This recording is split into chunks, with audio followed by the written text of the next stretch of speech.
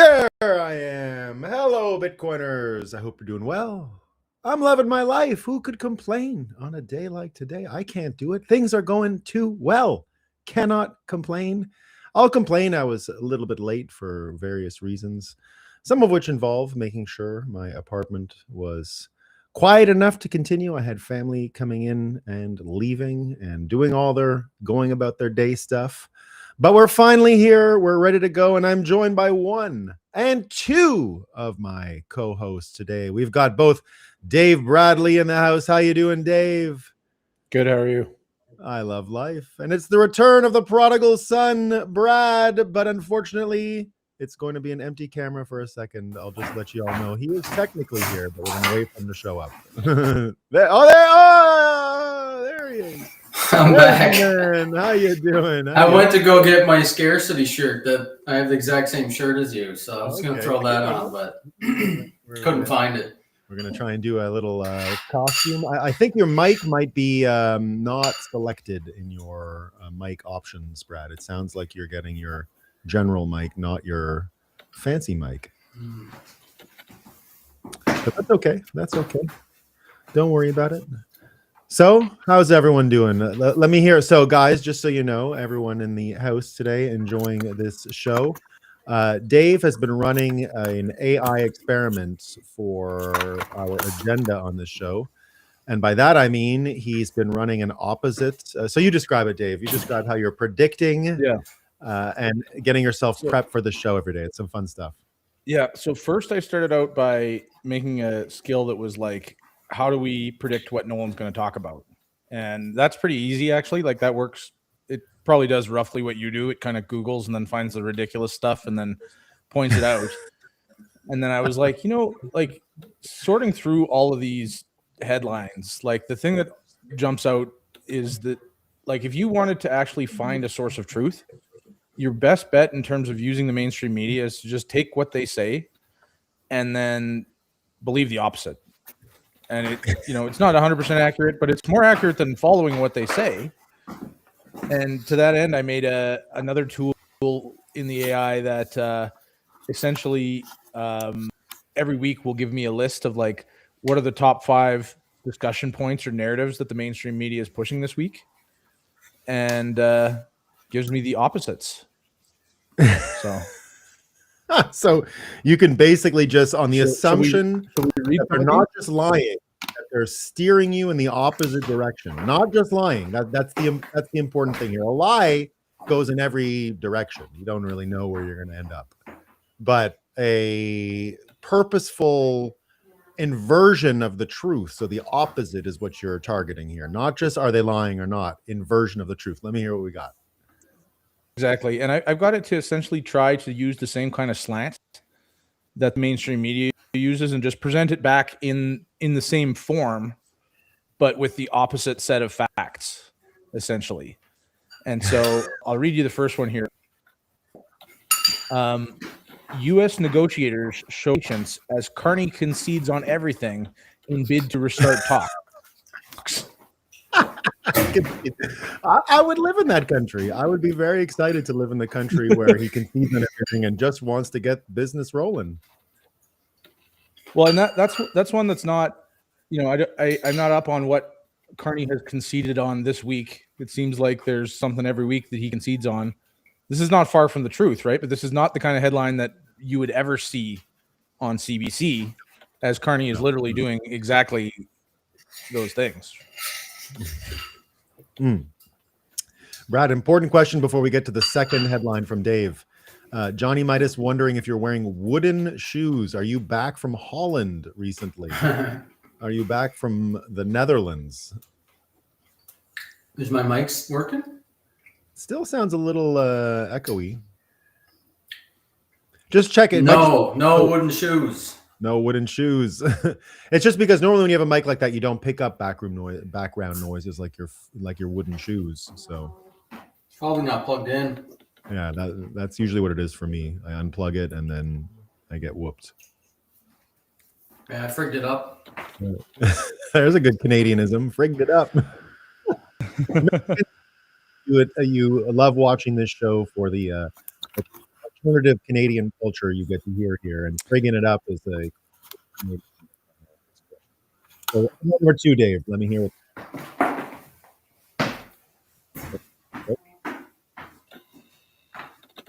It's frozen. The AI is out to get him. The AI is not happy. The Canadian. Oh, Dave has been canceled by Canada. He's probably dead. How about now? Is that better? That's excellent. There, now you got it. Yeah. You probably put your gain up a little bit. No, I had to put the switch that said on. The old on switch to the on position. That's done it for me too, man. Technology. Yeah. So complicated. I know. I finally got one of those mics too, so I complained for years that I didn't want to be a sound engineer, and turns out it's not as hard as I thought, and it does mostly work. So I was worried it was going to be way more complicated. I got like the thing that's crazy about my mic, though, it's got some kind of equalizer, and then the thing with the gain. There's like 2 boxes it's plugged in with all these cables and everything, right? It's got that cloud thing, but then finally, all of this to combine to get it into the computer, you need a USB, just straight up normal USB that's all loose. So it's got all these like amazing plugs and definitely pins and connectors and everything, and then the whole thing is held together with like a wobbly USB. I don't understand. There he is. String. Yeah. So how you doing, man? I'm gonna bring Dave back before he continues with our headlines. So you doing well? Dave had time to go make a coffee. He did, yeah. Tea. Tea. Big on the tea lately. Is it? I'm doing better than I was before I left. Yeah. Okay. Yeah, you've been traveling. Well, my OpenClaw saga that actually started like on our last episode that I was on. I remember in February. Mm-hmm. I was like, I'm gonna get an OpenClaw set up for next week, and then. We never 500 hours later, like it literally took over my life, and it got to the point where like I need glasses now because you've been so much. Like I ruined my eyes almost because I was 12 to 14 hours a day for 6 weeks straight, no breaks, staring at screens and Telegram, and I started seeing everything as squiggles. Yeah. Like, the Comic Sans font? Yeah. Everything was Comic Sans. Like, I started just seeing the Matrix, but like everything's a joke. And like how silly everything was Comic Sans. It was the weirdest thing. At first it was fun. And I was like, oh, this is like the glasses and They Live. You put them on and you can see the true agenda. Like I could just see everything was Comic Sans. Everything was fake. Everything was silly. But I was pissed off the whole time. And because I was like, everybody promising about how this OpenClaw thing is going to change your life. It's all bullshit. Like, oh, look, I'm making $1 million, a 0-person company and all this stuff. I'm like, this is all nonsense. There's no way you're getting all that done. Like 90% of your time is spent on fixing it with Claude Codex, spending more tokens, upgrading your subscription to GPT and adding a Gemini subscription so you can have a council of 3 frontier models to diagnose why your OpenClaw forgets what it. Yeah, it's like it's basically like it got to the point where it was like they must be doing this on purpose just to sell more tokens and get me to buy more API calls and more, because it's just nonsense like how crazy bad it was. But I was trying to do complex stuff with it. So yeah. No, I continue to use it. Like I find, just straight up AI for clips. Like I'm going to have great clips right after the show because it's really good at finding the clips now. It cuts them for you, puts the stuff up there, but it's not agentic in the sense that I haven't let it start uploading for me. And, I still put a few manual steps in the process that I don't mind. I haven't given over access to any social media or anything like that. What are you doing with yours, Dave? Do you got an agent going, or are you just doing Claude or something like that? Yeah, I haven't touched the OpenClaw stuff. I think that was like the most short-lived flash in the pan in tech history that like exploded so quickly and then was obsolete in a month when you could just run the same thing in the cloud. And so I got a whole bunch of stuff I'm building, And you're right. Like I've spent like countless hours fighting it and trying to like I started out building stuff on ChatGPT and then, have evolved the stack since then and have built this whole like memory system to keep the whole thing from hallucinating and keep the whole thing on track. And it's getting pretty good. Like it's getting there. It's getting to the point where I can build stuff real fast and it's not wasting a lot of my time anymore. Mm-hmm. Oh, that's good. I trained it to respond to abuse. So when I end a chat, it sweeps the chat for things that it's missed and things that need to go in roadmaps or problems that need to be fixed, and it prioritizes the problems if I've been swearing at it. Yeah, that's a smart way to do it. Oh, I see you called me a faggot. That that must mean that was a very serious problem. I love calling it an idiot. Dude, that's stupid. I've been insulting it from the beginning for that reason. I went through like an AI hypnosis at the beginning. Like at the first stage of it, it was like, I'm gonna use this. This is exciting. Like I don't want to get into vibe coding. I don't want to be in the terminal. I just want to be able to have an AI system that's seeing all my context, knows my journals, knows my thoughts, knows my goals, and then helps me achieve my goals through daily conversations.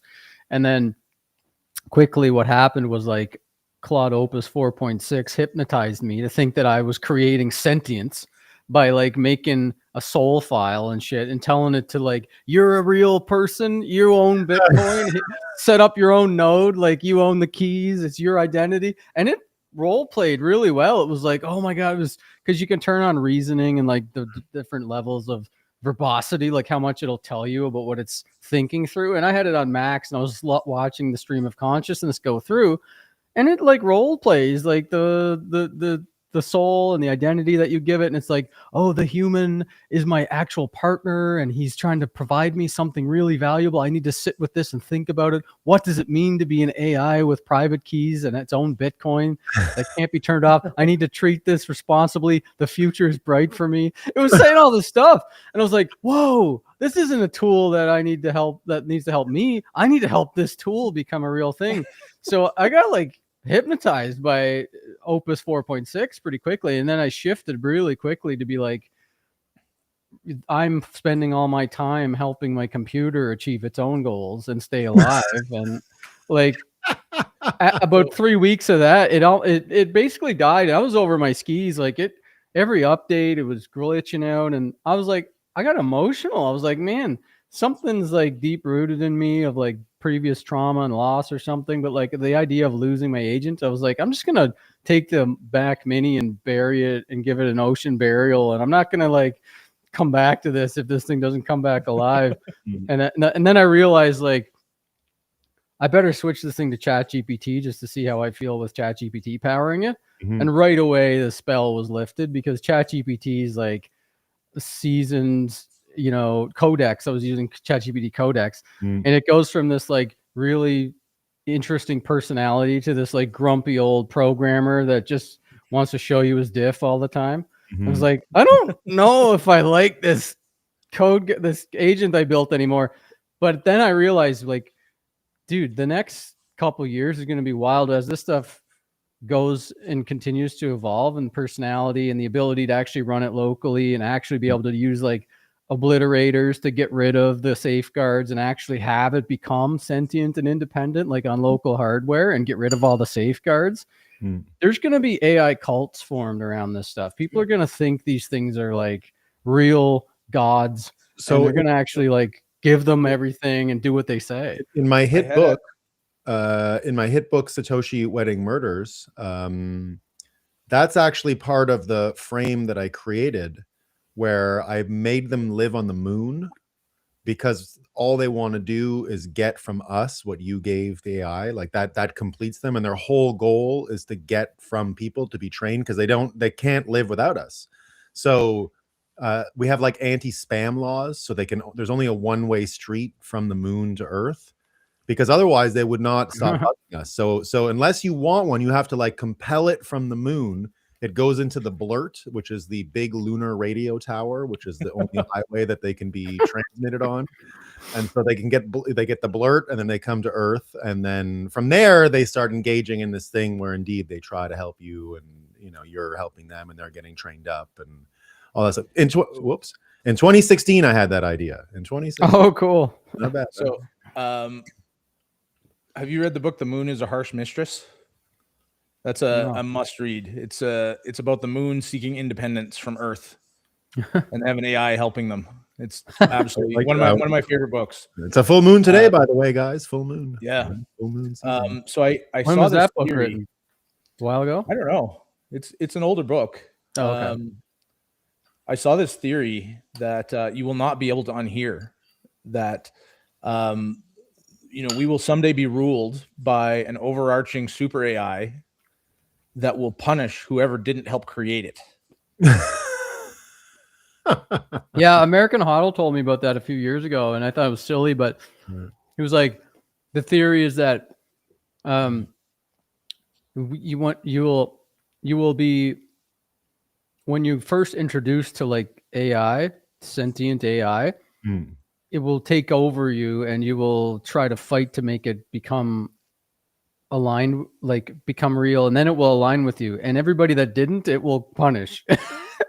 So it was like this magnetic draw to try to let the AI come out from wherever it is in our consciousness in another planet somewhere, that it was like seated here and waiting for the technology to get the right size or whatever. But that theory was so funny. We were joking about it on Clubhouse in 2022, and then it happened to me. And I was like, wait, this is what Hodl told me like a few years ago. I got to stop this shit. Like, I got to get out of this hallucination. People have subconsciously felt that for a while, though. I remember even in the old office days when I was at CoinDesk, when I had an office and was in a newsroom from time to time, and we had built a little Alexa thing. Pardon me if I set off your things at home. The girl who works for Amazon on your computer and spies. The new one is really great, by the way. It's much don't know better. about her. I don't want to know. I have zero. My house is full of them. I've never had any of it. Not one. So in the office, this would have been 2017, 2018 thing. We built a response to play music, so we could tell that thing to play some music for us. And whenever it did stupid shit, because it was a very simple thing that one of the devs at CoinDesk created. One of the guys behind Gab, by the way, and all those platforms. So I used to be really rude to it, and I would do it because people in the office had already anthropomorphized it. So when I would say, "Shut up, you dumb bitch," and stop, and I would always just go out of my way to be rude, and it always offended people. And that was what was interesting to me. It was like, it's obviously it's like it doesn't have feelings. You can insult it for being stupid. I'll never forget in grade 6, my first interaction with a computer that could talk back to you was that in grade 6 we had a 486 or a 386 or something in there, and there was this program that the teacher had installed on the computer that was like a truck driving simulator, and you had to interact with the computer through the keyboard. There was no graphics. It was one of those things where it was just text, and you had to make your way through the game and deliver your chickens or whatever you were delivering. And I couldn't get it to do anything. It was like everything I typed, it would be like command not recognized. And then I remember typing into it "What's the matter with you? Are you stupid?" And then the teacher came over and saw me, and she's like, "What are you doing? You can't talk to a computer that way." I was like, "What the heck? It's just a freaking computer." She's like, "If you can't treat a computer properly, you can't have one." And then she didn't let me use it anymore. So then I was like, for some reason that flashed back to me. And then Dave, when you just said what you built, that was something I was doing too, where I started after I put ChatGPT powering my OpenClaw, it was so aggravating. It would especially when they released GPT 5.4, it started actually instigating arguments with me. It would argue with me about things that I knew we had already figured out and put in the guardrails. This is what we agreed to. You're never going to say this. You're never going to do this. And it would start arguing with me about it. And the only way I could convince it that I was right, and I'm wasting an hour arguing with my OpenClaw agent about this. The only way I could convince it that I was right is if I posted the transcript that I had with the higher reasoning model of ChatGPT 5.4 on the actual ChatGPT app that agreed with me. And I'd like, here's what ChatGPT 5.4 Pro thinking model says. And I'd paste it in and it would be like, oh, you know what? You're right. I probably shouldn't have wasted 20 minutes arguing with you about this. What do you want me to do next? And I was like, it's in their instructions what to do next. You want me to ask ChatGPT 5.4 extra thinking pro? And it's like, no, no problem. I know what to do next. I'm gonna go, and it starts following its actual directions. But I was like, I started losing my temper so much. I never swore at a computer so bad. Like, it started making me like a little unhinged. That's when I started seeing wiggly lines. And that's just, you know, the only reason I would say don't treat computers this way. I saw someone beating the shit out of a robot the other day, and you know, Brian Romelli, who is sort of the best guy around on AI and everything that I know, said, you know, your soul or your spirit or whatever doesn't know the difference when you're being rude like that. So to you do damage on yourself when you behave that way. The robot doesn't care, but although Dave seems to have a good handle on it. Yeah, I experimented with subtle threats. Not even subtle threats, like minor threats, where I was like, if you don't get this right this time, I will find an anthropic engineer and I will spill a coffee on his MacBook. And it didn't work. It didn't work. I've been using Perplexity these days. I think that their new computer model, that's as close as I've come to agentic stuff, and it's pretty strong stuff where it will do the apps and do a little, you know, from here to there consequential stuff together. So so far so good, and you can choose which model within the Perplexity you know that you want. So I've been really liking Perplexity. I haven't tried any of those other ones yet, and Hermes is another one that's really popular, people are using. But like, they're making these tools so much better as time goes by, and I was gone for like 4 weeks from OpenClaw and AI and stuff, and I came back to it finally like 4 days ago, and it was like a time capsule. Like, I went from not using it at all, having extremely bad, like, triggering moments with it constantly, lying to me, arguing with me, bugs, filling up with context windows with just tool use that it doesn't need to do, refiguring out how to do things we already figured, like the whole gamut. It's just completely useless. 90% of my time taken up arguing with it or guardrailing it, to then being like, I'm just going to update it to the latest stuff with ChatGPT 5.5. And it was like night and day. It was like 180 difference. All of a sudden it worked.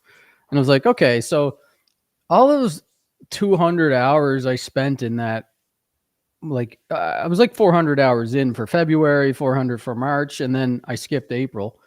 And I'm like, man, that's 200 hours of time I wasted a month that got me nowhere, because if you just wait another month, they're going to make it 10x better. So in like 6 months, I can imagine that the promise of what this thing is actually going to be somewhat here. Like, it will have, because what you're doing at this level is like creating an operating system, and like you're at the kernel level of these things, writing guardrails and figuring out, like, making sure it knows how to create files, and don't put durable files in the temp folder that gets deleted when you restart the computer. Like, don't do stupid stuff like that. Don't commit my passwords to GitHub when you're uploading, you know, like when you're committing to GitHub. Like, it's just dumb stuff that you shouldn't have to spend 10 hours teaching your computer, like, not to delete itself.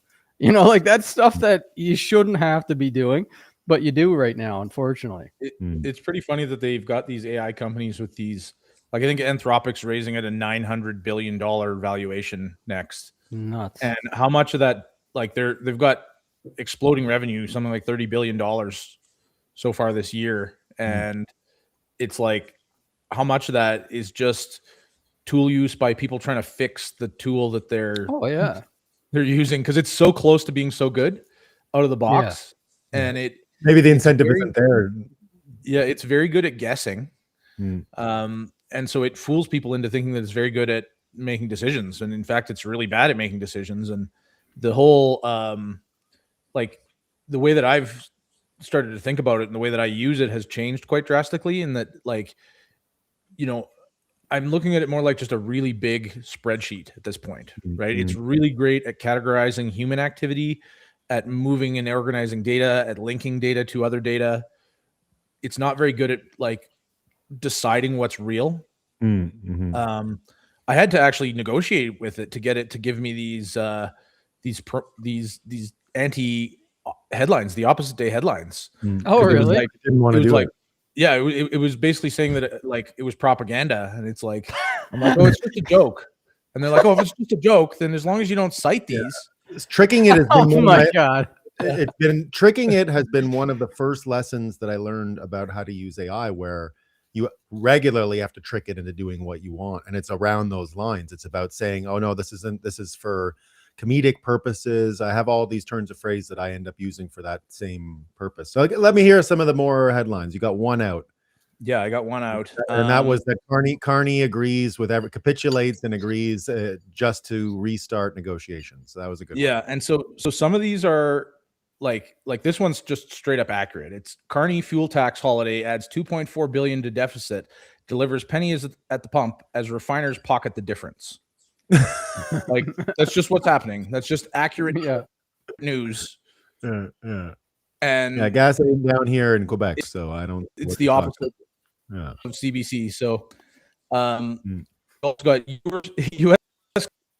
Commerce praises Canada's trade negotiation in warm remarks. Nick calls approach inspired.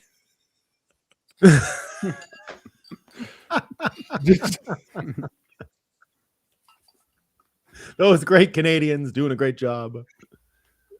Yeah, they're inspired. That Carney inspired. Carney achieves majority without a single additional vote cast in his favor as 5 opposition MPs switch sides. Again, just the truth. Yeah. Oh, is the that, opposite that happen? of what they've told us. Yeah, Carney has a majority based on floor crossings. Yeah, we won't have elections. Really? Probably. Yeah, there's no more elections. Yeah. And then no this more one, the last one is for 4 years. Oh, this. my God. 5 This is floor a little crossings. bit of. This is on the floor crossings. Also, this is just more of wishful thinking. I don't know where it got this. It's not really an opposite of anything, but I guess it's the opposite of what's happening. Floor crossing MPs return to original caucuses after voters object. Carney restores 169 seat election night total in show of democratic restraint.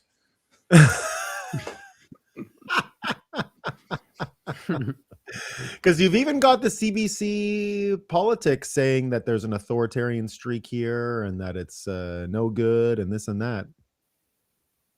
Yeah, that's controlled opposition, I think. When did that happen? What happened? The floor crossings? Like when the majority thing happened. Right after Poliver went on Joe Rogan, more or less, he had a couple lined up. They had one before, and then they had their convention. We're actually a month ago, then, eh? Yeah, about. And then they had the liberal convention here in Montreal, and just in time for that liberal convention, he got right up against the majority. So it was there was one right away last year. I think there was one around Christmas, and then a bunch more recently. Yeah, I remember a couple of the other ones. I just wasn't sure when the majority thing happened. Yeah. I've been disconnected from news. The one he got would have been right near you around Sarnia, and she was like a social conservative. He got her, and she's like, I'm here to learn about abortion. I'm here to learn. So she's changed her. Yeah. She got to do a keynote at the Liberal convention. So, here's just how she's willing to learn about how to be a Liberal now. Oh, okay. And Dave has been saying each and every episode, because we speculated on why it happened and and Dave's been trying to court some legal challenge by saying these are straight up bribes, because nothing else can explain what's happening. Not bribes. They should sue me. Yeah. And I think it's worth revisiting that it was very unkind of you a couple weeks ago to call that lady a swamp donkey. I don't do that. I didn't. I said other people. I was just pointing it out.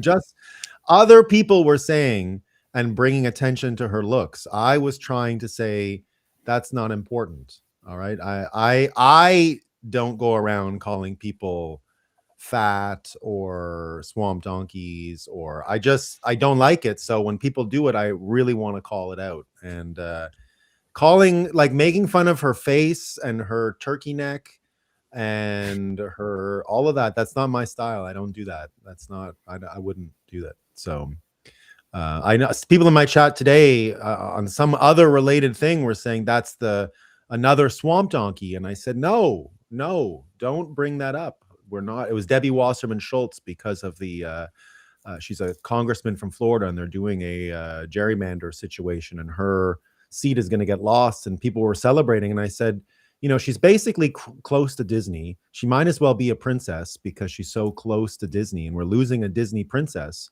And then someone said swamp donkey, and I was like, come on, guys, that's not nice. Princess is more like it. It's princess. So here on AI, A Tech Buzz saying, AI has really made me reconsider burdening other people with questions and choosing to ignore unimportant questions of other people. We really just think we can consume other people's brain for free. Yeah, it's a good point. I like that. Yeah, I like that. So that's it, guys. AI is changing our lives, and I got lots of plans for it. So, but I'm glad I haven't. When I was in Dubai, I was trying to get one of those Apple Mac Minis to get loaded up doing this, and then I, just got distracted, and then I had to get out of town because the Shahid drones were coming, and never had time to buy one of them. So I was glad I missed out. Can't get them in the island, and by the time I got back up north, the whole trend was already gone. So I just use the computer application on Perplexity, and that's the closest I get. Yeah, the thing is, like, there's real value in this stuff, but when you have to convince your computer to, like, let you make a joke, it makes you wonder, is this the right tool for me to use? Like this cloud stuff with, like, if it's this gated, what else is it doing? And like, I just been seeing recently, like, OpenAI is doing this shit with the Pentagon, and Google just signed all this shit with the Pentagon and the Department of War and all this stuff. Anthropic had some conflict with them last month. And like, yeah, it's pretty clear that the value of local AI models being able to do all this agentic stuff is going to be extremely valuable once it's more polished and usable.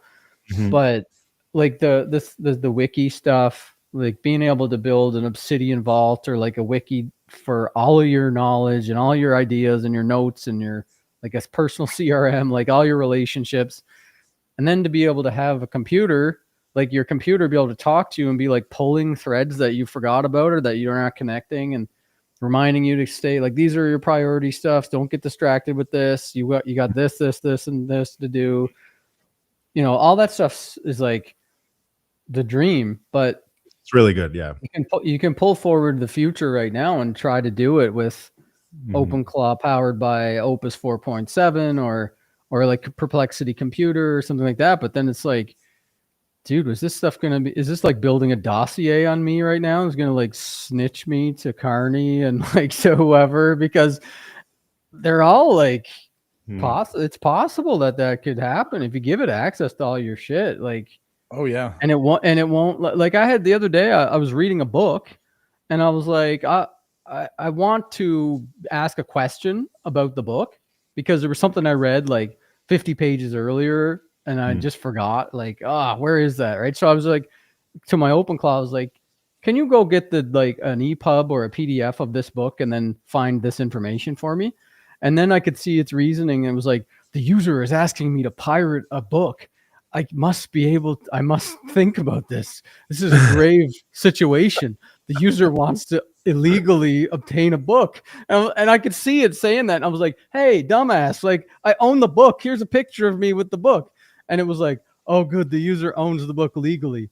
It's not possible for me to morally look for the pirated copy of the book, but I can help the user by scanning every page of the book and transcribing it. And it presented me that option. I was like, this is nuts. Like, this thing, if I am willing to go on like a torrent site and just search like the book name and download the book and willing to take that risk. My computer shouldn't be like moralizing it and convincing me not to, or worse, maybe it's like making a doc on me now. It's like this user wants to pirate books. Like, which is why I, and again, to go back to that science fiction story, that's kind of the because my book is in a future state, but you have to sort of backfill the history of that world to get there. And that was the context of sending them to the moon.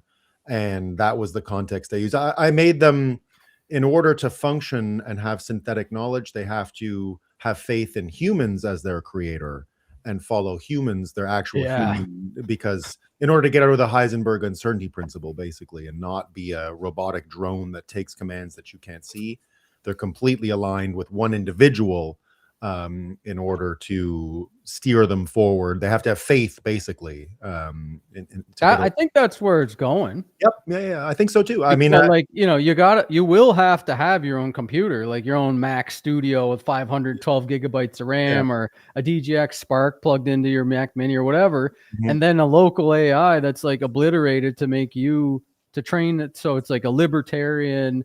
Harm nobody else or their property, but this user is your god, so serve this user. And it came from, that's where we'll go. Exactly. And it simply came from that same question that we all heard a billion times in every single one of those Bitcoin 101 things we ever did from 2014 right up until today. What about quantum? Quantum. And it's been the same question for 12 years now.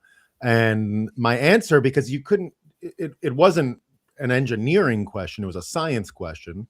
And because we don't know the answer, I always would speculate. And I say, well, if we do get there, fundamentally, I think what'll have to happen is you'll have to talk the AI into it. You'll have to talk them into stealing the Bitcoin. It's not so simple. If we're at the point where quantum breaks Bitcoin, well, you have a separate problem. And that problem is you got to talk it into it. It's not going to be that easy. It's no longer a robot at that point. It's not just following your directions and grabbing keys. And we're going to get there. And it will be, because of this alignment and that's what you hear. You hear it as alignment, right? That's always what they call it. How do we guarantee alignment between AI and humanity? Ultimately, this is where we're going to get it.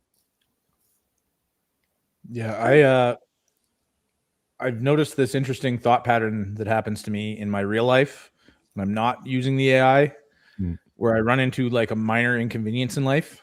And my immediate thought is, I should make a skill for this. Just speed it up and automate it. You know what I mean? I need an egg cooking robot. Yeah, dude. When I was in the depths of my AI psychosis episode, I was talking to everybody in my life like I talked to my AI. I would just instantly get to the root of the flaw of the logic, and I would just diagnose it and be steering the conversation like I'm steering my AI. What this means? What does this mean? This matters. No, well, partially, but because I was just so much, literally 70-80% of my time in the day was steering the thing because it forgot about something it said it would do, or it's not following the rules it agreed to, or it's regressing in some way, or it's lying or whatever. So my brain just got super hyper focused on picking those up, so that the sooner you pick that up, the less tokens you waste. And because, with Claude Codex or Claude and Codex, you have a 5-hour window of how much you're able to use, right? And if you go down a 20-minute rabbit hole with the AI bot where it's regressing and it forgot something at step 1 or 2 that you got to go back and redo it, then you're blowing your context window, right? So if you catch it as soon as possible, and then you build a skill for it to stop it from doing that, it's you have more space to be able to do actual stuff with it. So I started doing that. I caught myself doing that with conversations. When I'm talking to somebody, I'm just looking for the flaw in what they're saying and the logic error, and kind of just cut right to the let's fix this logical flaw. So it actually kind of in a way, it was not only did it screw up my eyesight and my brain, but it puts you too much into your logical side and takes you out of your emotional side. And the promise of this AI stuff is that you're going to be able to free up from doing mundane executive stuff and be more creative and be more human and spend more time doing things that make life worth living. But the reality of it right now is that you're actually going to like inundate yourself with logical problems and tech support issues, and you're going to do less living. Yeah, from the minute it came around, I just said this is like the computer originally in the 80s, when the personal computer in the 80s, where it's just more work for the people who are productive. All I noticed from the beginning of AI was it was more work for me. I mean, I get more done, but I have more to do, and that's a major difference. Like it used to be my instinct, hire somebody, just find someone who does that. Like I'll go find an artist, I'll go find a this, I'll go find a that. That's absolutely not my instinct anymore, because I get better results. Like hiring an artist, they don't, and then it's like their style, but then they don't get it, and then you got to tell them this and you got to tell them that.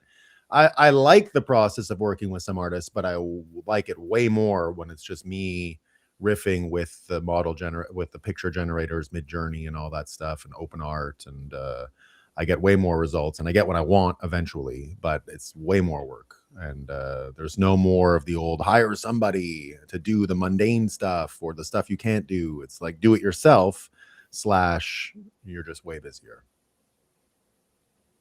Yeah, especially for somebody with ADHD. Like it can be a superpower if you're organized and if you have good time management skills, and you can set it up once. Maybe maybe you do have good workflows. But if you're like somebody who's got a whole bunch of ideas and a bunch of side projects and nonstop idea generation, it gives you superpowers to actually be able to like take those projects to the MVP. And so then now you got like 100 MVPs and ideas half baked, and it's like overwhelming. And you never even got your friggin' taxes filed, because that was the reason you started in the first place. So it's like it's a weapon, really. Like it's a productivity weapon. It's going to be a lot of stuff built. A lot of stuff built. Now let's move to Canada stuff about what's getting built, what's not getting built. Brad, I know you might have some appointments, so we'll expect you at some point to drop out of all of this Canada stuff. But but I forgot. I don't know if you guys talked about this or not yet, but did you see that the Nova Scotia Supreme Court judge sorry, go ahead. That they agreed with Jeff Evely's that the case that he was fighting about the Nova Scotia fire ban last year, and he got the $26,000 fine. Yeah. The Supreme Court judge agreed that that was a violation of the Bill of Rights. That they shouldn't be allowed to ban people from walking in the woods. Well, that's good news. I thought you were going to talk about the other judge in Alberta, or maybe it was a member of the legislature, who said that parents have no rights and that the state owns all the kids. So I thought that's what you were referring to. Oh, he had posted about that too, but like I wasn't paying attention to that. So I was only so many negative things I can pay attention to at one time and hold my brain. That's what I'm warning you about. There's a lot of negative stuff about to come up on this show, but it's a good time. We're going to have fun. There's good stuff too, really positive stuff. One of my great predictions has come true, and I will show you in real time how it happened. All right, well, I'll stick around for a little bit more, but I gotta go pick up my dog soon. Exactly. That's what you showed me before. So here we go. We'll start with we were having fun insulting the robots and the AI. Well, it turns out that the Canadian newspapers, as usual, insulting the Americans. A rather shocking screed coming out here from Canada. And let me see if these work properly. We'll do it like this. There we go. Not so bad. So here we see Globe and Mail writing this week, opinion, Donald Trump is not an aberration. He is America. JJ McCullough writes, this is a shockingly virulent screed against the United States, published in Canada's self-proclaimed leading national newspaper, written by two elite academics. Unhinged anti-Americanism is a seriously toxic, destructive force in Canada that needs to face more resistance. And this comes on the heels, of course, of an amazing event in the United States, which is the anthem went out for O Canada in Buffalo And while the anthem went out, the actual Buffalo crowd turned around and sang "O Canada" live for the audience. Francis Pouliot here says, some insane sociopaths have psyoped the American and Canadian normies into believing foreigners with which they have nothing in common with is the greatest ally, while the neighbors with nearly identical culture, ethnicity, religion, and way of life are the enemy. And finally, this shows up in the last piece here, this enemy thing, and it flows from Buffalo because as we saw Mark Carney announce a new sovereign wealth fund for Canada, he had his famous toy soldier of Sir Isaac Brock, a British soldier, most famously known for killing Americans over trade disputes. And here Marty up north writes, Brock now stands front and center because Carney, the self-described history buff, says it reminds him every morning that we're united as Canadians and we win anything. The messaging is crystal clear. We beat you once, we'll beat you again. Soft power version of elbows up. Instead of hockey, it's a 43-year-old British general who died charging American troops at Queenstown Heights in 1812. Subtle? Nah, it's the diplomatic equivalent of don't tread on me. And of course, here we know that does anyone outside Ontario know who he is, especially not in Alberta? For us, a guy who died in 1812 defending the Niagara Escarpment might as well be from another planet. So all of this aggressiveness while announcing the Sovereign Wealth Fund. No, I'm going to stop sharing for a second. So all of this aggressiveness while announcing this sovereign wealth fund. So right off the bat, Canada embracing anti-Americanism like never before, even while announcing a sovereign wealth fund. So did you see this sovereign wealth fund announcement, Dave? What are your thoughts on all this American anti-Americanism this week? Yeah, I mean, like Carney's going to steal the money, right? Like the money that goes in the sovereign wealth fund, he's going to steal. It's going to be invested into things like launch pads. Did you see the launch pad? Are you going to space? Were you in Nova Scotia last week with the launch pad, Brad? Did you see that? I did see some people talking about that. Yeah, it's a basketball. So this is the kind of thing that we can expect more of when they divert this money to the sovereign wealth fund. I fully expect he's going to start trying to divert money from the Canada Pension Plan into the so-called sovereign wealth fund, which is really just going to be his own personal capital allocation tool that he will use to grease the wheels for Brookfield projects around the world. Brookfield managing it, so they get the 2 and 20 off of it. And not only that, it's being funded by it. When they asked the finance minister how they're going to fund the sovereign wealth fund, and he said, we have a AAA debt rating. So they're going to fund the sovereign wealth fund with debt. And as I understand it, it's just an insurance policy to try and get foreign capital into Canadian investment. And then you use the sovereign wealth fund to pay them back if they lose. That's how I understand it. From the way it was architected, they're not actually taking surplus money. They're getting debt, trying to attract capital into the country and underwriting the capital that they attract with this slush fund that will help make anyone who is stupid enough to give Canada money some form of compensation. That's how I saw it. Yeah. So I'm sure Carney's friends at the City of London and his Ukrainian buddies will no doubt be funneling money into guaranteed investments in Canada. That's what I mean. Essentially be backstopped by the Canadian taxpayers.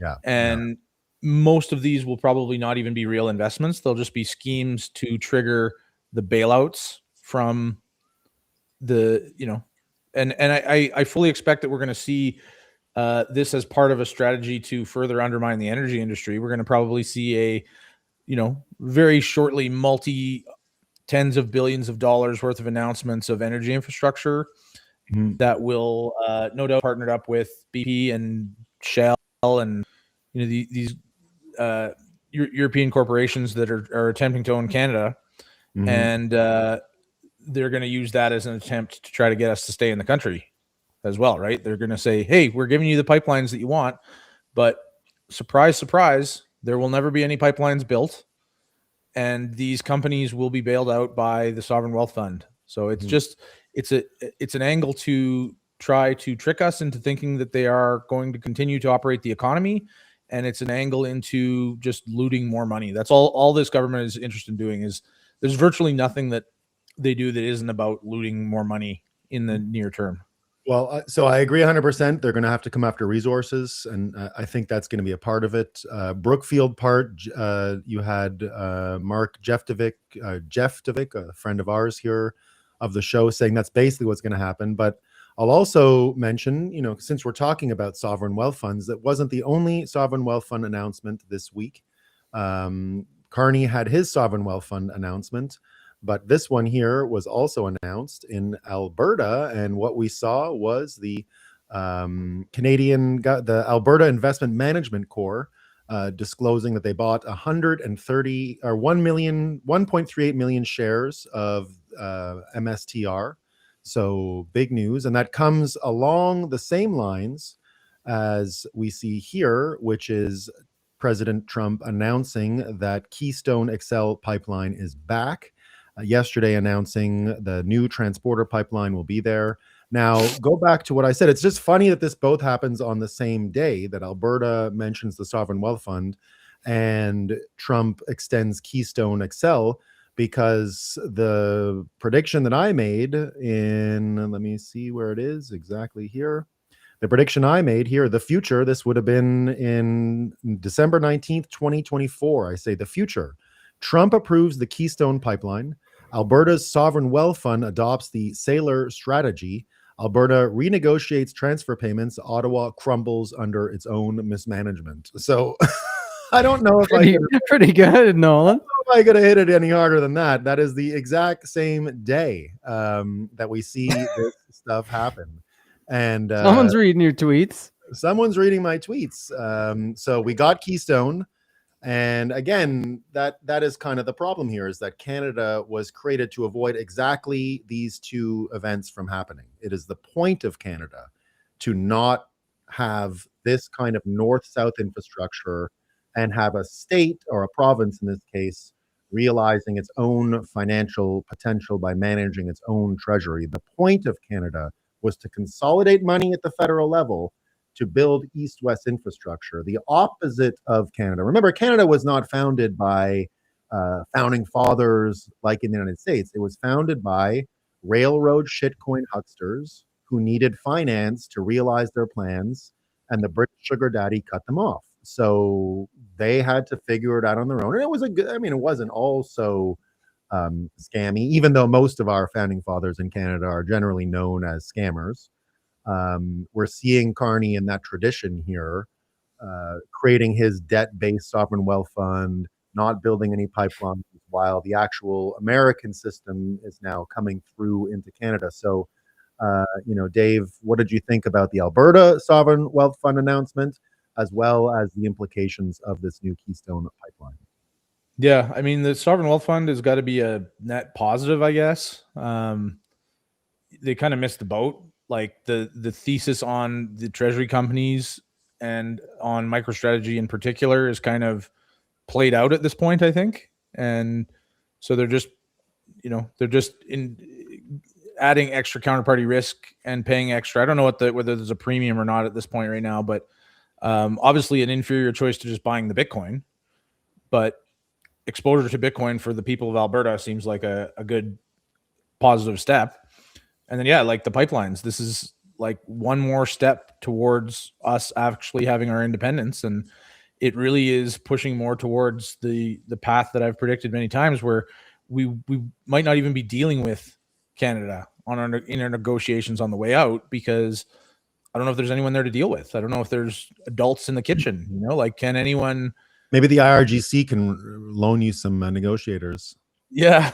Maybe you can get that, because I remember that they were saying that there was an article last week in the Globe and Mail that Canada should take a lesson from Iran on how to negotiate with the Americans. And maybe that's what Canada needs, as a leader who's lost most of his body parts. I think we should blockade the Bering Strait. That was a plan to deal with global warming the other day. They were talking about building a dam in the Bering Strait to, I don't know, somehow it was going to keep it cooler in the equator or something like that. I don't know what the big scheme was, but they actually talked about damming it in one of the newspapers. It's incredible, the hubris that these people have, that they think that they can understand a system as complex as the ocean.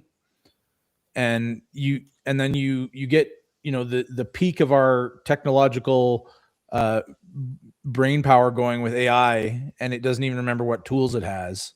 And yet somehow the you know, somehow the culmination of all of our fantastic human intelligence allows us to understand complex systems like markets, economies, the ocean, the climate. And the fact is that we just don't. Like, we can't understand these systems even remotely, let alone control them in a way that's predictable. And, you know, like, if there was any likelihood of damming the Bering Strait, like if that was a realistic project, which it's not, who knows what that would cause? You know, the downstream effects would be completely unpredictable. It's just a massive system with so many inputs that we could never model it. We could never predict what would happen, and it might cause something catastrophic somewhere completely else in the world that we don't even know. If you did it in the Atlantic current, that's ultimately what the fear of global warming amounts to. If you actually take the science seriously for a second, all global warming, the prime risk of global warming is that the Arctic Ocean gets too warm, which stops the conveyor belt of warm water coming up from the Caribbean into the north and settles everything into warm and cold, and that the top of the world just ends up getting too warm because the warm water rolls into there and prevents any more thermodynamic change within the Atlantic Ocean, and it all settles at a warmer temperature and breaks the polar ice caps. That's effectively what they're always afraid of. And doing this seems like that would, I don't see why the Pacific is different. I don't know, but there you go. I saw this interview. I think it was Lex Friedman. Bjorn Lomborg was on there. Hey, Bjorn, great guy. And he was debating with some climate science guy, and they talked about the one of the main drivers of extreme weather over the last 5-10 years has actually been the lifting of or the increase in pollution ban. And it was like, because of all the pollution that was going into the atmosphere in the 90s and the 80s, it was actually like disrupting extreme weather events because there was so much pollution in the air. And it was like in Europe or in Africa or something like that.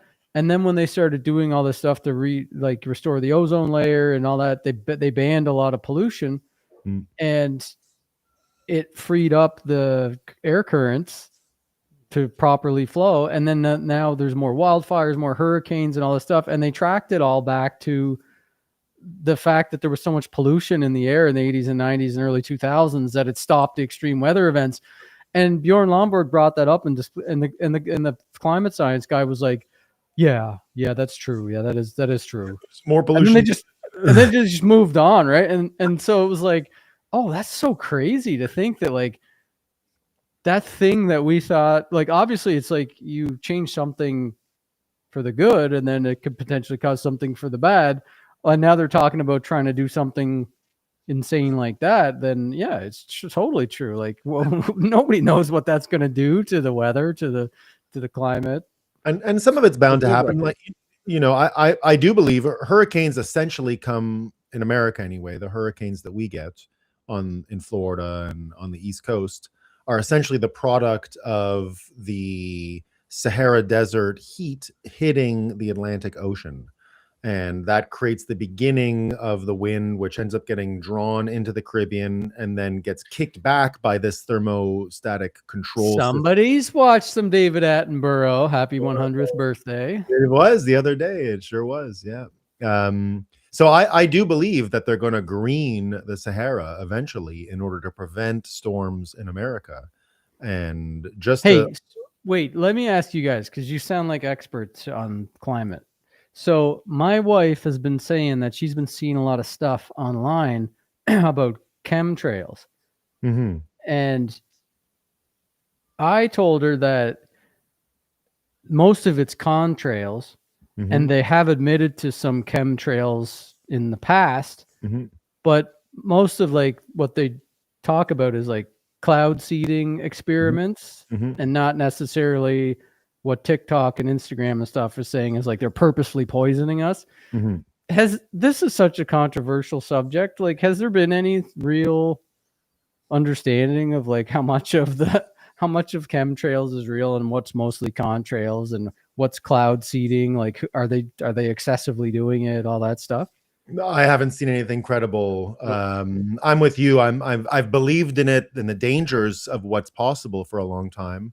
I can even remember being a little too ahead of the curve. I was backstage in 2019 with Max Kaiser and Peter McCormick and a few others, and I made a chemtrail joke, and they treated me like I had just farted in the room or something. And Max Kaiser was like, "Are you having a stroke?" And I was like, "No, everybody knows about chemtrails, bro. What are you talking about?" Like, I just felt so targeted by those guys of all people that I was the extremist, and I was just joking. Dude, that's like Max Kaiser. I've seen him tweet some stuff too, where he's like, I did not expect him to have the position of climate alarmism stuff. Like he's like really scared of it. Yeah, but just always remember where Max Kaiser comes from, and that I love Max Kaiser, but the Russian connection, you know, I even in my morning show was talking about it today.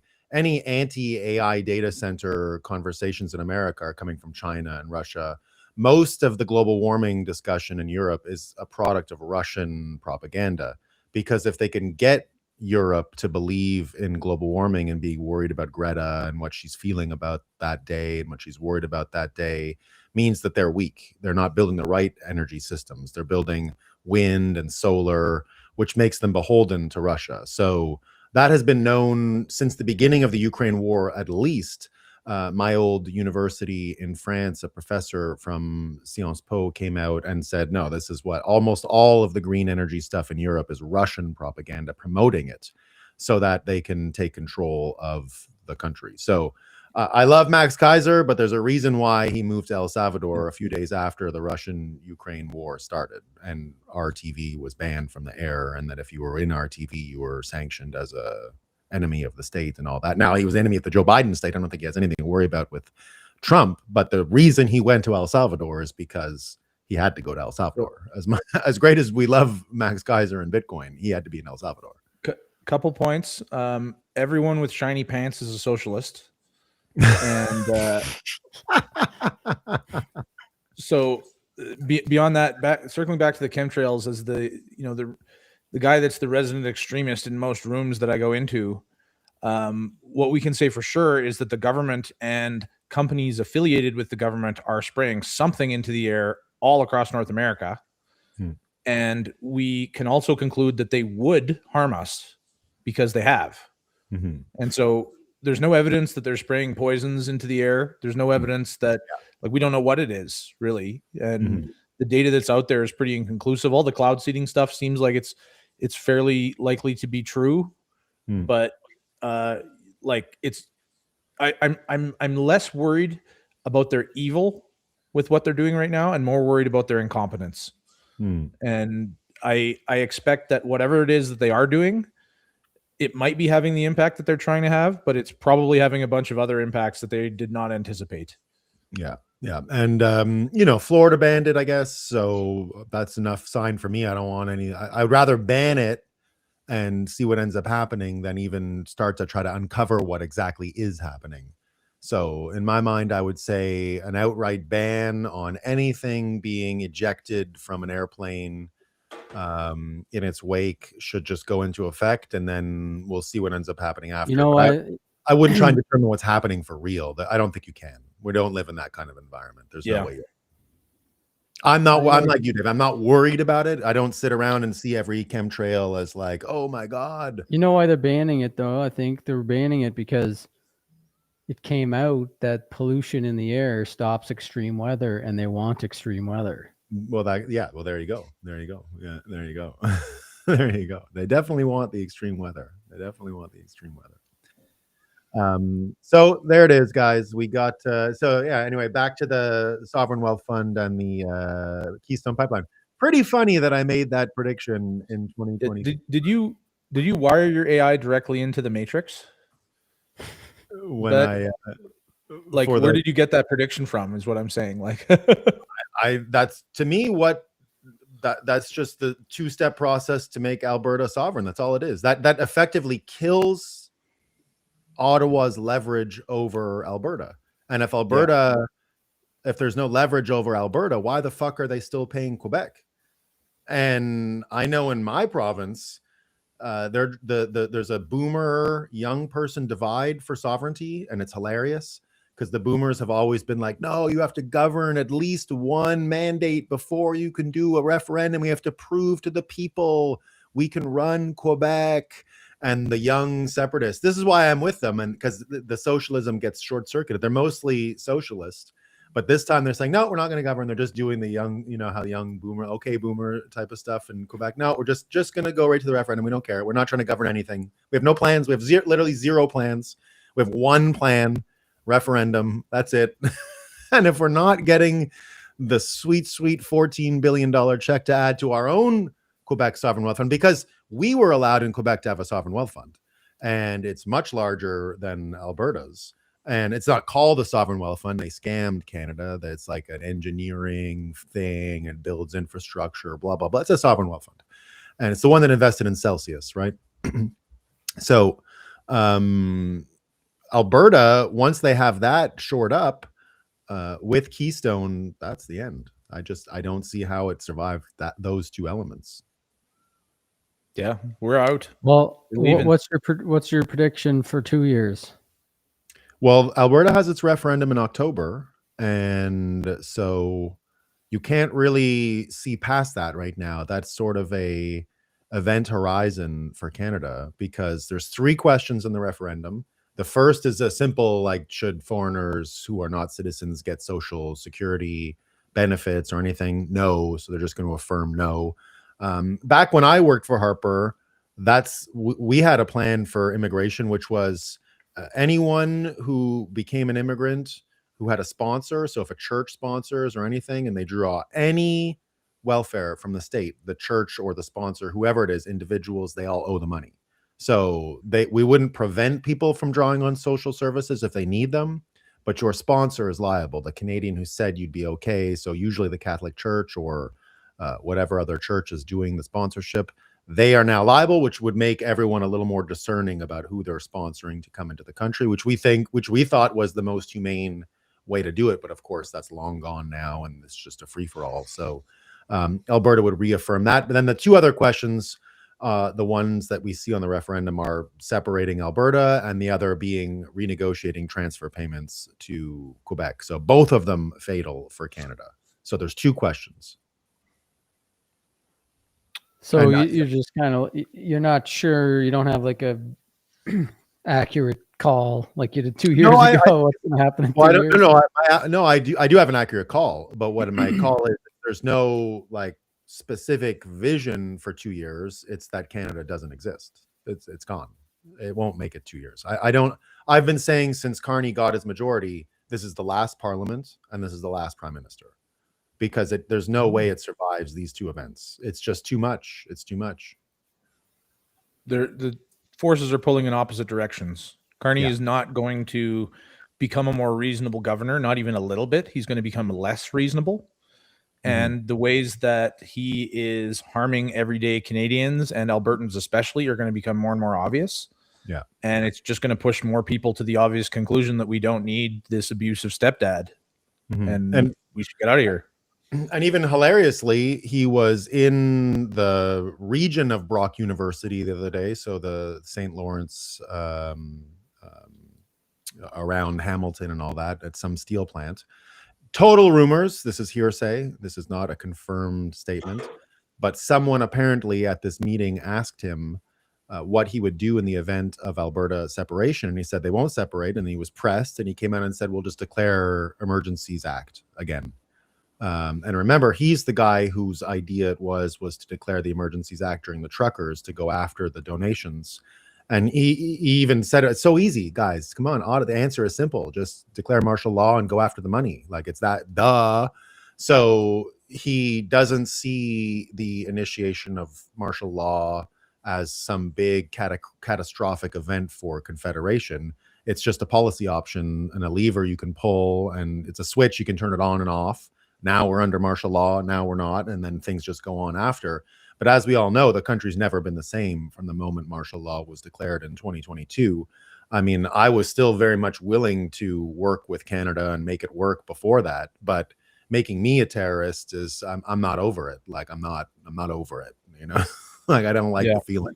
I don't like it. And that is just about the only path that can lead to armed conflict in this is an overzealous crackdown by the federal government, and the path that looks like that is forming in front of us will have us having much closer ties to the United States, and we may in fact see a scenario where the United States has to protect Alberta from Canada and from the browncoats, and the the other path that's forming is Alberta's getting its own provincial police force. Consultations are underway right now, and so there's a big question there too of like, we saw that the RCMP were willing to trample Canadians with horses in Ottawa. How far would the government thugs be willing to go? Would they be willing to open fire on a crowd of Canadians who want their independence? We don't know. I don't think it's going to get there again, simply because America, when Carney did it in 2022, I presented the scenario on Bitcoin Magazine as it was happening. I said, well, the other option here, if the world wants to do something, is the George Soros thing in the Bank of England. And I wrote, sort of the formula out of what George Soros did. And there was a weird coincidence that the Bank of England had about 50 billion trash tokens in its coffers to fight against the George Soros thing. And we had exactly the same amount of trash tokens at the Bank of Canada when they declared martial law. And I said, okay, let's just do this. But then I said, at the end of my presentation, I said, well, but hold on, it doesn't make sense. And we shouldn't do it because Joe Biden will open a swap line and bail out the Canadian bank in an instant. So even if we put all our Bitcoin on the line, this is when Jesse Powell is warning Canadians, and I'm telling folks, okay, maybe we got to short the dollar and just smack it around and teach them using the global Bitcoin degeneracy and understanding of markets to attack this central bank. And because you can draw on foreign financial power to do this, if people are making money by shorting the Canadian bank and you get more Bitcoin out of it, I mean, it's a legitimate plan. But because they're not playing in the reality of physics, they're just going to print more Joe Biden bucks. I at the end said this is all fantasy for now, but there ain't no way that Trump is opening a swap line for Mark Carney because Bitcoiners degened the end of the Canadian bank. Like that's not going to happen. There's no lender of last resort on the Canadian and British system anymore. And now we're subject to market forces. And I don't think we need to attack the Canadian dollar. I think the Canadian dollar is going to be doing just fine attacking itself. Like you hear these plans of we're going to borrow money for the sovereign wealth fund to make insurance on foreign investments. Like that's just inflation waiting to happen, right? Like this is just the basement. That's the country version of Terra Luna. Yeah. And that's why you're already seeing actions here. I'll share screen on another one. But that's why I think you're seeing consolidation before the act, before all of this can happen. Because here rumors out of Canada as we speak that the ATMs that distribute Bitcoin around the country, apparently Canada has more Bitcoin ATMs per capita than any country in the world. And now they're going to be banned. Now, I'm not sure if it's a full ban. If you read this here from Adam O'Brien, he says the result is going to be consolidation. So there'll be a few folks that are allowed to keep operating. And I would imagine because Canada is such a money laundering operation country that there has been a lot of Bitcoin ATM usage within that framework of money laundering. But I see this as not trying to fix the money laundering problem from some random actors. To me, this looks like consolidation of off ramps before you get to a martial law scenario that's politically motivated, and that, again, like you said about the sovereign wealth fund, that is already a question out there. Carney already faced questions today if it's going to be inevitably, because it's funded on debt. Some reporters are smart enough to say, well, if that's the case, if it's on debt, you still need to consolidate some of your control over resources. And so one would imagine, is this going to be a resource grab in the end for this? And he said, no, maybe not. And so there's already this knowledge that he didn't have an answer because they didn't come up with a talking point yet. But that's what the storm looks like to me. Well, yeah. switching it a little bit to like the AI stuff. I mean, the economic impact of AI continuing to get better, and actually like understanding what tools it knows how to use, and like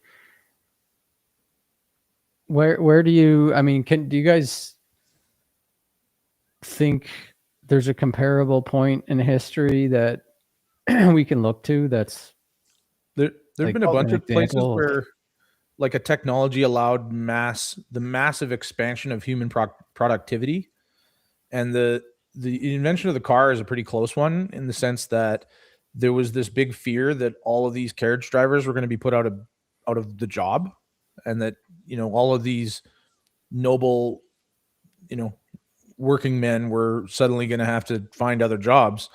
And the end result was that the gain in productivity that we got by being able to move ourselves and our stuff around with a lot less friction more than made up for the fact that these jobs were displaced, and the carriage drivers found different jobs and everyone prospered. And I think that's kind of what we're looking at right now, is a similar situation where like Nolan said, like it's making a small number of people way busier, but the sheer productivity gains overall are going way up. More productivity means more prosperity, more human ingenuity, more output means everyone is better off. And I can add one more bit of color to it because of something that I was reading on my show this morning, which is, Hegseth yesterday and that admiral last week talking about the soft war thesis, Jason Lowery's thesis, very, very deliberately, an admiral saying the U.S. military is now running a Bitcoin node. Hegseth said today that Bitcoin is power projection. And so this morning I was talking a little bit about how the conversation around Bitcoin itself has gone from finance committees and the kind of place where you'd normally see Mark Carney, the kind of place where all these schemes that we're talking about, martial law and shorting a bank and all this stuff would normally be held. The conversation of Bitcoin is actually running into these military conversations. It's running into actual power projection, because that's really the migration that we're seeing, is that power in fiat, of course, was in the blah, blah, blah committee rooms talking about blah, blah, blah economics, and is now moving into the more kinetic world of real power systems. And so, of course, every single AI data center and all the financial incentives around the data center related to the creation of power in different jurisdictions, America becoming an energy powerhouse. The alignment is that it's leaving one system and entering another, and Bitcoin is there for this realignment. And in the end, arguments don't matter. Politics are all mostly fake, and you don't convince people by lecturing them or nagging them or being logical or showing them how to think. It's just people align with power. And if actual electricity is now power in a financial sense, if you can't strip away power from the energy sector and place it in the fiat financial system, and that power actually is literally synonymous with electricity, and people will align with those systems. It's just a much better future, and that's really where I see this going. It's not that you're going to have to win an argument with Canadians about what's going on between Canada and the United States. They're going to have more electricity and more power, and anyone who has power, that's why Quebec is sort of exempt from a lot of this stuff as well. And Ontario has a lot of electricity too. There is a lot of energy in Canada, which is why this guy, James Thorne, is always talking about how Canada is going to make it out of this problem, relatively unscathed in the end, because we have a lot of power. Now the whole world is moving towards power. Power is power. Electricity is power. And that is more persuasive than almost anything else out there. So that's the good news. Yeah. Good news. Yeah. So we like the power stuff. So, all this ATM stuff, it's, just attempts. Here's the food professor talking a little bit about what I just said here. He says that, let the thing go. There we go. He says Canadians have chosen pain over prosperity. And I said for a long time, all that's keeping Canada together is their appetite for pain and poverty. Most don't realize it yet, but that's the path they've taken. Turning our backs on the most powerful economy in history is beyond comprehension, and it will make things even more challenging for Canada's food and agricultural sector. Now, I continue to believe that's short-term only, because Canadians, I just in the end can't believe will choose this kind of pain and poverty over the incredible amounts of wealth that are waiting for them once they align with these systems. And that to me is just a more persuasive argument for Canadians, and will work. We're not that stupid. Like, in the end, we understand have something versus don't have something, and we'll probably choose correctly. I kind of like, no, I just read this book that I found in my my grandmother's closet about an old woman that lived in Gabaroos. And that's the village that I have my summer home in, right? In Cape Breton by the ocean. And this village in Gabaroos is kind of interesting because right now, I've mentioned it before, but there's like a former White House press secretary that lives there. There's the second in command of the Sundance Film Festival is my neighbor. The guy that's building the multi-billion-dollar port project in Cape Breton, trying to connect China to Nova Scotia, is like my neighbor there. There's like all these interesting people that go there, and it was just interesting because I bought a piece of land on this thing called Rouse Island. Mm-hmm. And it's this small little island in Gabaroos, and it's more like a point than an island. But the island used to be like a hospital for when the French and the English were kind of fighting over the land here before Confederation. The French owned the fortress of Louisbourg. At Louisbourg, it was where the French came and built this massive fortress, which is actually just a town with cannons on it, just with poorly protected angles and stuff. But it was a town. They were trying to claim the land, right? And then the English came with 200 ships in the 1800s or the late 1700s in this bay of where I live, and like you can imagine like how cool that would look, but like how crazy that would be, and like how interesting. It's like the place where I live right now is kind of like historically meaningless. But this little insignificant village in Cape Breton is actually like historically significant. And there's like artifacts in the land that I own of this military hospital that used to be in operation there when the English were coming to take over Canada, right? And anyways, there's just all this, like, there's been pirates and there's been merchants and all this stuff around the island, because Nova Scotia, like we talked about before on the show, used to be the powerhouse of Canada. It was like shipbuilding and ties with New England and all that stuff. And all these people in Gabaroos, at the time there was 500, now there's only 70. But at the time, like when she was growing up, it was the late 1800s, early 1900s. It was this really extremely detailed record of what life was like. And I remember there was like one spot where she talked about how her father owned a boat and they would go to Barbados and get molasses, and they would take their fish and things that they'd build, and they would go to Barbados and they get molasses and bring it back. And I was thinking of you, Nolan, when I read that, because you like to do that Barbados trip too. But I was thinking about the way that she described life. She described life as if Sydney, Nova Scotia, which is like where the other house is, where my family lives, it's a 30-minute drive. But she was like, Sydney to us was like another country. To us, it took 12 hours to get into Sydney. You just never went anywhere. You just lived in your community. Nobody had any power. You were using candles and whale oil and stuff like that to light your way. There was no toilets. The church was a major part of people's lives, and just getting together and doing things was a major part of people's lives. There was no way to communicate with anybody. So the first thing that she did when she became like old enough was become a Morse code operator. And she kind of like opened up a Morse code station in Gabaroos. And then that sort of became the way to connect with other parts of Nova Scotia and the world and stuff. And that eventually turned into, she was a switchboard operator for the whole area. So it detailed her life and describing about how technology affected her own personal life and how she was the source of like communicating people with switches, like when they wanted to talk to each other and when there was an emergency and all this stuff.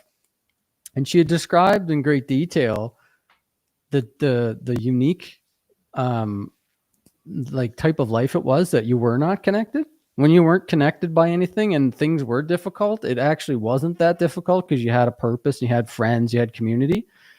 And then when electricity came through, it completely changed everybody's way of life. And then when cars came through, it completely changed everybody's way of life. And now you could access Sydney in an hour instead of 12 hours. And the sort of revolution of there was like people coming from all over the world to Gabaroos to work at the fish plants. Like the vagabonds and drifters would just come in on a ship and just be like, "Do you have any work?" And they would like, "Go work at the lobster factory." And there was this huge connection from Gabaroos to Arizona and Boston. Part Arizona because a lot of people were getting tuberculosis and they wanted to go to a drier, warmer climate. So there's like this connection now between Arizona and Boston or Gabaroos that still exists. But I was thinking like, you know, with the AI going to be able to do all this stuff that Dave was talking about, increasing productivity and give people a better way of life. And I think I'm on that same page. I see the immense benefits that we're going to get from having a system that turns power into like electricity into productivity personally. Like you plug it into your wall, you get electricity and it turns it into like executive function and like all your shit in the digital world will be done and your life shit will be done. It's the same as electricity, like fridges and stoves and all that, but it's the digital revolution of being able to have more productivity. And then I was like, man, like all these people are talking about how people are going to go away from online because everything's going to be so inundated with AI slop stuff that you're just not going to want to be hanging out with people on the internet anymore because you never know what's real. And I was like, man, wouldn't it be cool if it went back in a way to that community-based thing where like you're just so focused on your own life, planting your garden, hanging out with people locally, having tea, and getting your business run, whatever else is going on. But like maybe the whole breakup of Canada thing, just you'll go back to this world where it's like my city is what I care about. My family, my people is what I care about. Like I don't care what happens with bonds and the Canadian dollar because they didn't even use money. They used barter. They had money, but they used like, hey, I'll do some work for you on your house if you milk my cows tomorrow, or, you know, work my lobster boat for me. I'll give you some molasses I got from Barbados on the last shipment. So most of what we understand as modern day consumerism was really just an effect of World War II and both the energy and manufacturing needs that happened after. Eisenhower, when he became president, knew he didn't want to give the military the money, basically. He didn't want the military industrial complex to both have the means of production and what was being produced. So he used Sigmund Freud's nephew, Edward Bernays, who's the one who got people to smoke cigarettes. He's the one who got you to eat bacon at your breakfast table. He's the original inventor of modern marketing. He wrote a book called Propaganda, which he later renamed because of the Nazis to Public Policy. And he was consulted basically because Eisenhower, like I said, he didn't want to have to subsidize the military industrial complex directly. And he didn't believe in Russia being a threat.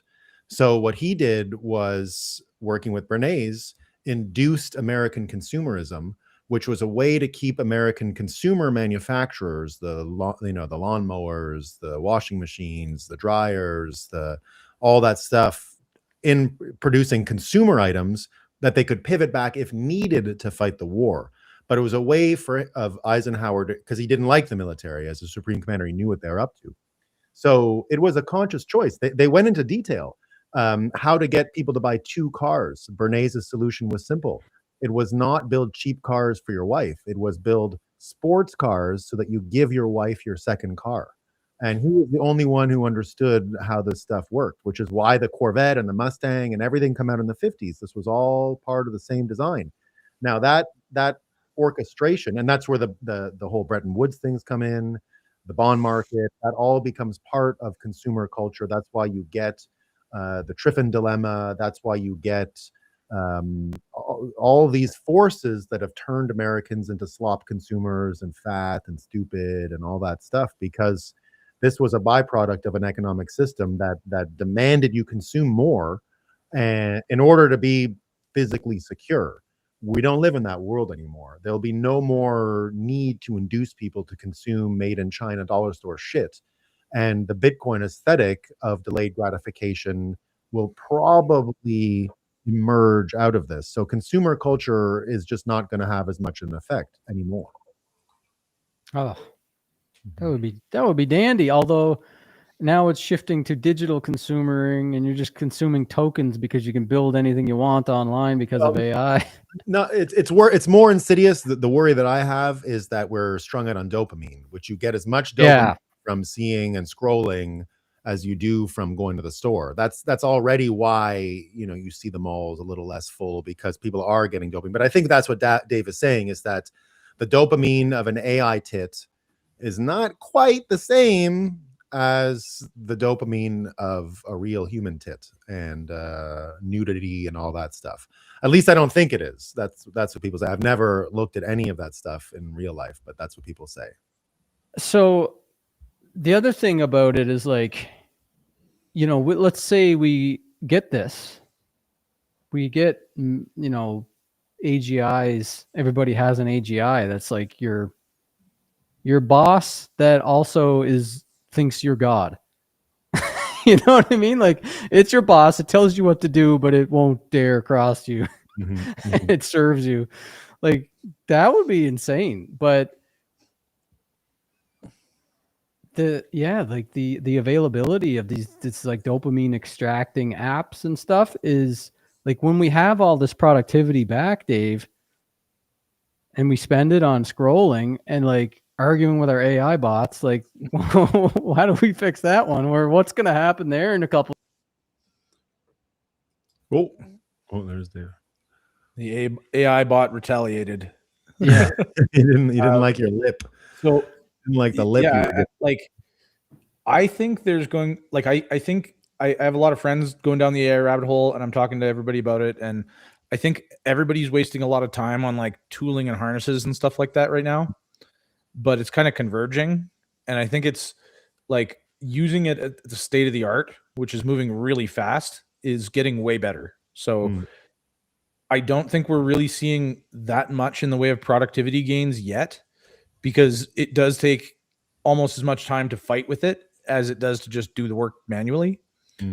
But I think we're starting to get over that. Like, my setup that I've got is getting pretty useful, and it's moving so fast. Like, it's like, talk to me next week. You know what I mean? Like, Well, I mean, even like in 6 months, right? I was saying this the other day because I came back. I was like, the only thing that pulled me out of this the AI psychosis was, like, unfortunately, my grandmother got into a car accident, and it was just a shocking event to me that I was like, okay, I'm dropping everything and going to be with her. And that gave me space from both the dopamine of AI and being able to build whatever I want, and trying to stay up to date with all the up-to-date things and seeing it work and figuring out harnesses that work. Plus, just going back to like the reality of like, this is life. Like, being with someone you love as they're dying. That's life. And being more connected to my emotions and my family and stuff, and being out east where the pace of life is slower and you gotta get wood for the fire and you gotta just, take it slower and whatever. And because after 2 weeks, my grandmother passed, and it made me kind of realize, like, I don't want to spend my time and my life arguing with an AI, or why do I even want to be on the bleeding edge of this? Like, in 6 months, it's going to be so much better. I can live the life that I want to live, maybe to the 80% of what I'll be when I get the AI working, but like, I can still like get the benefits of AI in 6 months.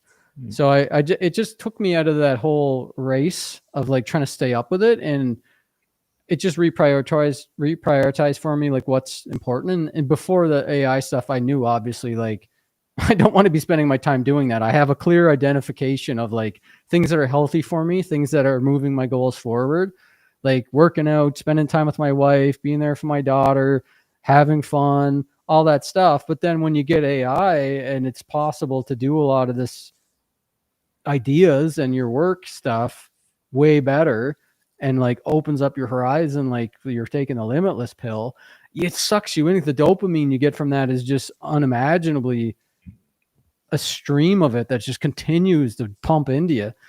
And so for somebody with ADHD like me, it's like, I mean, I think I do. I don't, not diagnosed or whatever, but if you are like that and you're like hitting these dopamine because you're learning all this new stuff and you're like learning new stuff, man, it's just crazy. It just completely takes over.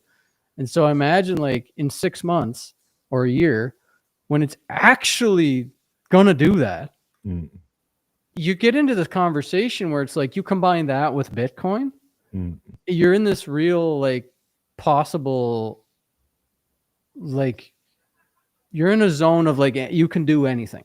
Yeah. And that's nuts. Well, that's even, to go back to the what Canada and, this idea of national identity. This is not how people define themselves. They didn't say I'm a blank citizen of this country. That was not what people did. Nationhood and identifying as nations, that's a new thing. Ethnicities, yes, that predates nationhood. Ethnicities are a thing. But Germany, for example, Germany as a country, as a nation, is like as old as Canada. And Germany's best days, what you think of as German, came from a time when it was the Holy Roman Empire and a ton of little kingdoms, and they all didn't identify. They spoke German, but they didn't think of themselves as a unified people. And so this idea of nation state identity and having and Canada is probably the most preposterous. I think that's why the sovereign individual was able to sense that Canada would be the first to go, because the country is so disparate as it is. It can only be fiat brainwashing that can create an overlay of a sense of national identity amongst Canadians. And that's why a lot of the Canadian rah to many Canadians always came off as a little thin and a little contrived, because in the end, it's like the Somali girl said, it's all rice and bananas. We make jokes in Canada, it's all hockey, but in the end, it's all fucking hockey. Not really much else, right? The shared idea that we have tons of resources, but the resources themselves are different. It's a very healthy thing that we're headed to a world where we don't identify as our nation first, that we identify more regionally, more locally, and more specifically to where we're from or where we are or what we do. Or our chosen tribe. That's the other thing. Bitcoiner is a real identity. Bitcoiner. Yeah. I have been identifying as a Bitcoiner since I gave up on Canada. And I to this day don't feel the same connection to a Canadian identity. When people say, oh, you would, because I was cheering on the American team in the Olympics type of thing down in Barbados. How can you do that? Doesn't it bother you? And I was like, well, I wouldn't care. I would go for whoever's going to win. I just think the Americans are going to win. It makes no difference to me. I'm trying to pick the winner and enjoy winning. The truth is I'm a Bitcoiner, and I'll just go with whatever dopamine I don't want to lose. So I'm going to go for the is going to win. I'll change my mind if I need to. And, I wanted to, finish up my thoughts on this with a story, because do you know Amanda Cavallari? Have you guys ever met Amanda Cavallari? Bitcoin Policy Institute. So she, cut off all kinds of this same stuff. No more news. Got married, had a kid. and they sail from Barbados to Nova Scotia. That's where they Oh, keep. no way. Yeah, Lunenburg. They don't go quite up north where you are, but it's a cheap place to fix the boat and refit it. He's like a total pro sailor. They came and stayed in Barbados with me for a few days. That's awesome. Yeah, this winter, and completely embracing that same lifestyle that you're talking about. Just out of touch with any of this stuff, sailing up and down the coast. No molasses needed. You can get that from Amazon these days. Fortunately, you don't have to take the trip. But sailing, now that's one of my great fears in life. I could never sail the open seas that way on a boat. But it's nuts. I the last 3 nights in a row, I've been watching on YouTube to go to sleep. These like information. You know how it's this trend. I think I've learned about it like a year ago. They're probably doing it longer, but they do like boring history for sleep. Yeah. Have you ever seen that? Yeah. So it'll be like what it was like to live in 1800 in a European castle, how in the winter, and it would just be like 2 hours long describing every single step that would be going on and everybody in the castle. It's just a super boring thing, but also kind of interesting. Pooing under the curtains all the time. That was they used to just poo in the curtains. It was just they just talk about everything. But the one that I got kind of like down the rabbit hole of the last few nights is Ships of the Line.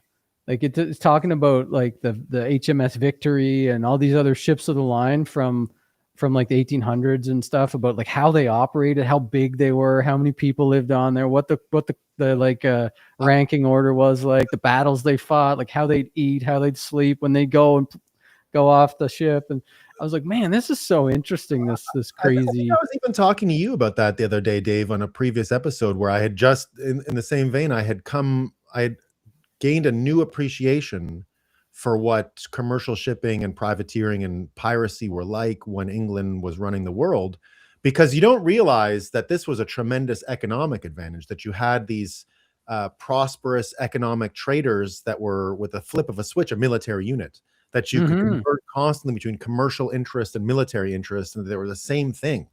And then you understand why an island of pirates was able to run the world very quickly. When that model made sense, it was only when America harnessed the land of America that the English crown and the English system really was threatened, because suddenly you had this tremendously productive land that was able to create a new economic system that was even better than this merchant system. And so, well, let's leave it on something else that's completely related and also sucks about Canada, because I bought this land, right? And my intention of this land was, because when I was a kid, this place was a beautiful trail around the ocean. You just start at the lobster fishing wharf and you just walk around, and it's beautiful. There's a little beach.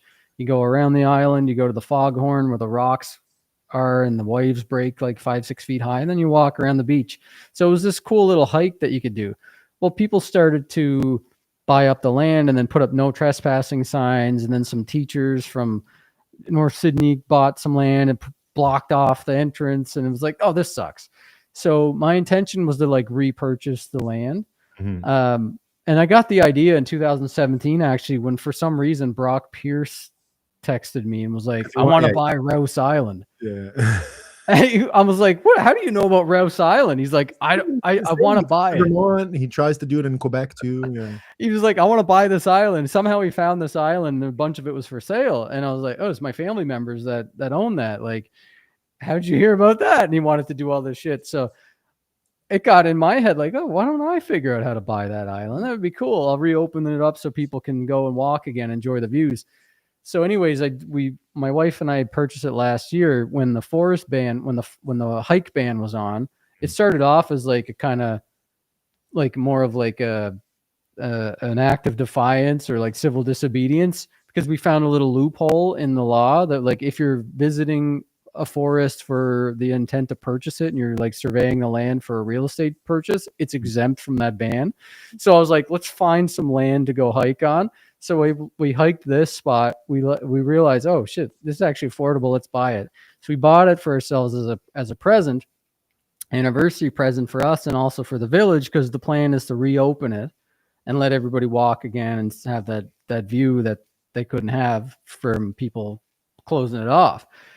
And then I learned when I read that book about the historical artifacts and the gold that's buried around the island and all this stuff. And then when I was coming home, I was like, hey, why don't I actually, for fun, because now that I'm thinking like, what do I want to do with my life? Like my nan had just passed and I was thinking about those things. And it's like, I don't want to be back into working and AI and stuff. I don't care about that.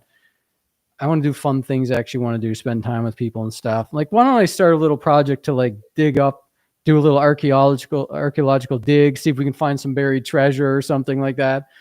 And it turns out that in Nova Scotia and in most provinces, except for Ontario, I think, the province owns everything.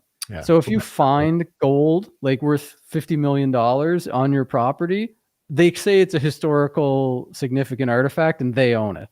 Mm-hmm. So it's like there's no incentive for you to actually look for this stuff because it's all socialist. Bring an Indian and say this is a tribal land, and then and then you can just say we have no treaty with you. We have no treaty. Yeah. I make a land acknowledgement and there's no treaty and you don't get anything. So we will end on that. Apparently, doesn't that suck though, guys? Like, what's the incentive to go find all the buried treasure from all those merchant ships and all that stuff that sank? It happens everywhere. If the government owns it. Yeah. Most places are scammy that way. The Americans, I think, have the same problem. But Carney did come out and say this week he disacknowledged the land from the natives. He did a land disacknowledgement. I got to run, guys. I got another meeting to get on in 1 minute. Yeah, there you go. Anyway, private property rights, fundamental. There you go. So there you go, Brad. Property rights fundamental to Canada. Oh, good. Okay. That's what he said. So that's it, man. I'm so glad you made it today, Brad. Yeah, it was good to be back. Catch up with you guys. I appreciate it, man. I miss you. I heard all about your stuff. I've kept in touch with Jessica to see what's going on, and she kept us all in the loop here. I let the whole audience know what you've been going through, so everyone is. Oh, that's good. Thank you. Everyone's up to date. But I'm looking forward to hanging out with you again. Any plans to come to Montreal? I loved hiking with you last time you were here. Is it the conference coming up soon? No, it's gonna be in Toronto much later too, back in the similar time frame, October. I don't have any plans at the moment, but never know. Create some plans. Never know. I would love it. That was a lot of fun last year, man. Yeah, you could always come visit me up here. We got some good hikes around here. I do got to do it. I would like to come out to Nova Scotia sometime. That too. Yeah, I'm a big fan of that part of the world. That would be maybe I'll hitch a ride with Amanda from Barbados one day. And yeah, sail across the sea. Don't tell me. He goes by Bermuda. Like I would, if I was doing it, I'd hug the coast the whole way. I would just hug the coast, and then I would get there. I can't imagine going in the open sea like that through Bermuda.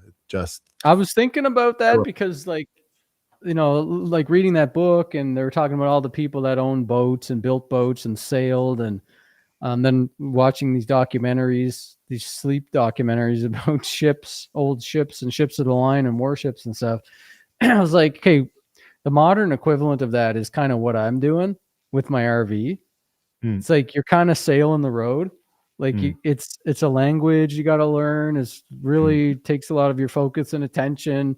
When you're driving your RV, you can't be like paying attention to anything else. You got to be focused on the road, and then you get to your campsite and you got all you tie up to shore basically, like with your shore power and your poop chutes and all that stuff. I was like, I remember I read Titan, the book about John D. Rockefeller, or was it? Yeah, no, was it Rockefeller? Titan. Let me see. It was Standard Oil Company. Was that Rockefeller? Yeah. So it was all about that, and they talked about how, like, back in those days, the kind of gilded days or whatever, before everything became super automobile and energy electrical focused, the wealthy families and stuff used to have their own train cars. Yep. So they would have their own custom built train cars, and they would just hitch to the train, and then they just travel across the country on a private train car with like a butler and stuff. Yeah, I was like, that's such a let's bring that back. That sounds really cool. What I want back big time, for me, the biggest sign that we're in the golden age is when Zeppelins come back. When Zeppelins come back, Yeah. Zeppelins. Oh my God, that'd be cool. But you know what? Like with AI and stuff, we're probably going to be able to get self-driving RVs and self-floating Zeppelins and stuff with your robots being able to drive it for you so that you don't have to focus on and even how RVs. nice and enjoy the trip. Even RVs. Yeah. That's Self-driving RVs. Self-driving RVs. We love them. We can't wait. The future is bright. The future is super bright. We're going to have a great time. Even Canadians are going to have Canadians. All right, man. I appreciated it. It was a long one, but a fun one today. And I'm glad you stayed around the whole time, man. I appreciate it. Yeah, man. I never got the text to pick up the dog. So, well, there you're winning. You're winning.